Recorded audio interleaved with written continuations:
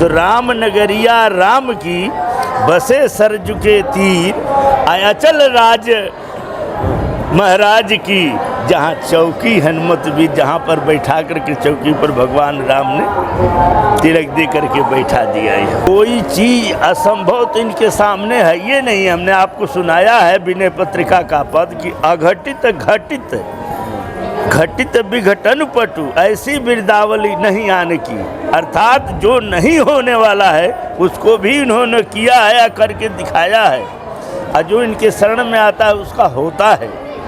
और तुलसीदास जी ने यहाँ तक कर दिया है कि तुलसी भरोसे राम के, राम ने हनुमान जी के, तुलसी भरोसे हनुमान के, निर्भय हो के सो, अयन होनी होनी नहीं, होनी हो सो होय।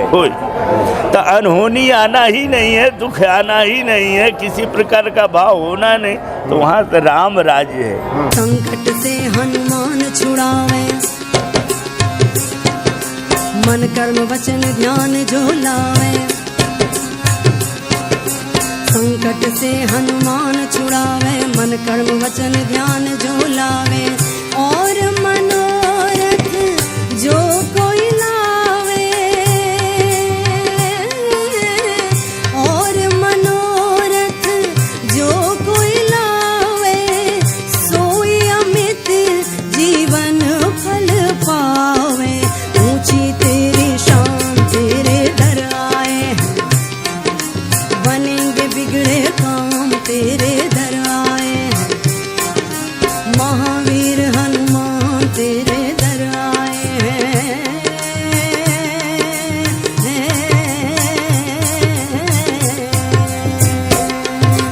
महावीर हनुमान तेरे दर आए हैं, बनेंगे बिगड़े काम तेरे दर आए हैं।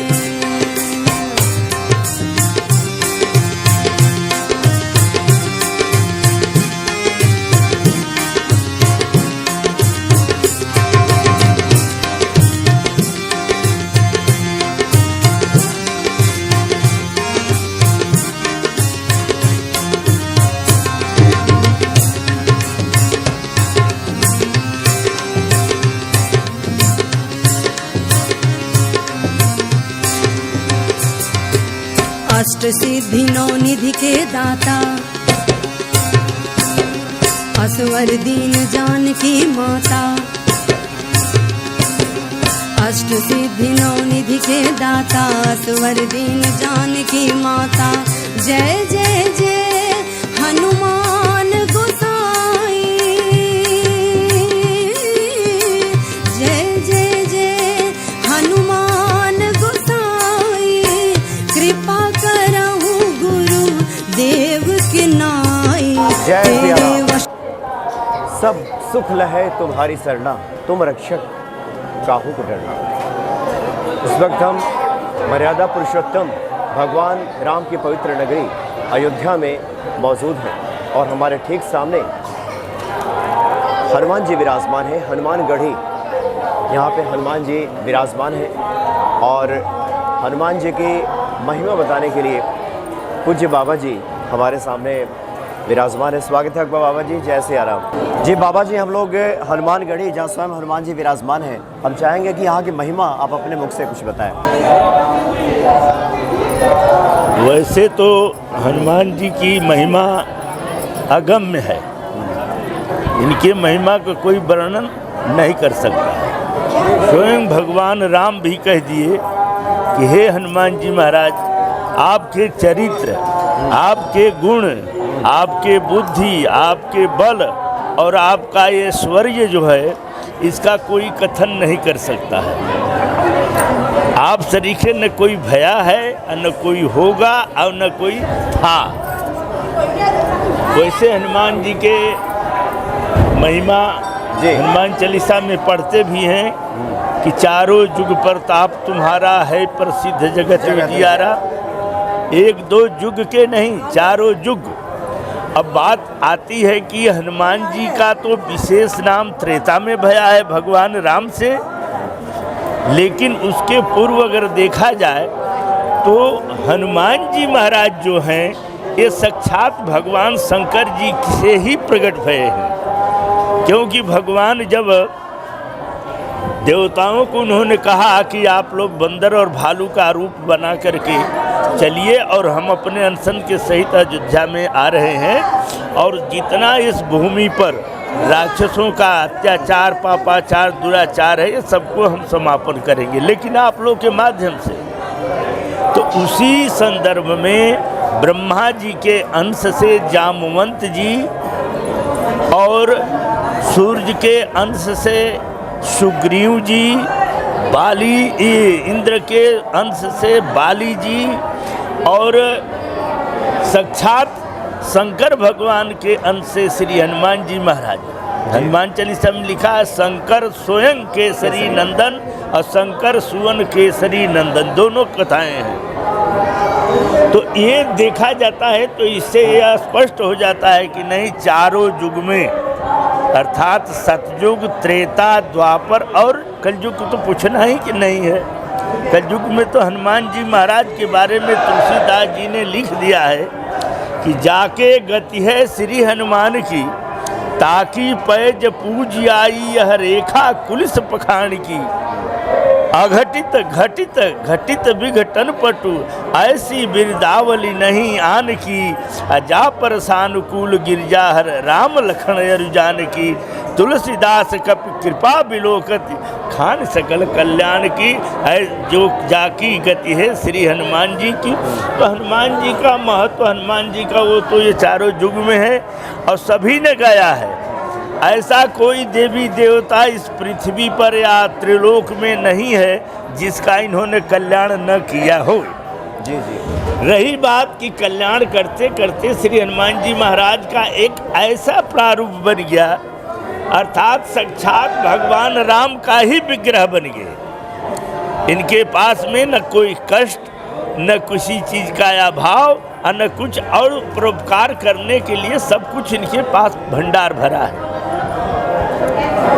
यहाँ तक हम आपको बता दें कि भंडार ही नहीं है, हनुमान जी के हृदय में, हृदय रूपी आगार जो भवन है उसमें भगवान श्री राम जी, आप भगवान रामचंद्र जी का कहीं भी तस्वीर देखिएगा, कहीं भी उनका वो विग्रह देखिएगा तो हाथ में धनुष और बाण लिए हुए भगवान दिखाई देते हैं। लेकिन एकमात्र स्थान तुलसीदास जी ने स्पष्ट लिख दिया है कि प्रणवो पवन कुमार खल बन पावक ज्ञान घन जासु हृदय आगाध बसई राम सर चाप धर दिए। कोई वहाँ चिंता भय उनके सामने नहीं।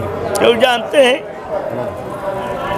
कि हमारे ही माने सेवक, हमारे ही शिष्य, हमारे ही पुत्र, हमारे ही जो भी कुछ है ये यही हैं और इनके हम हैं।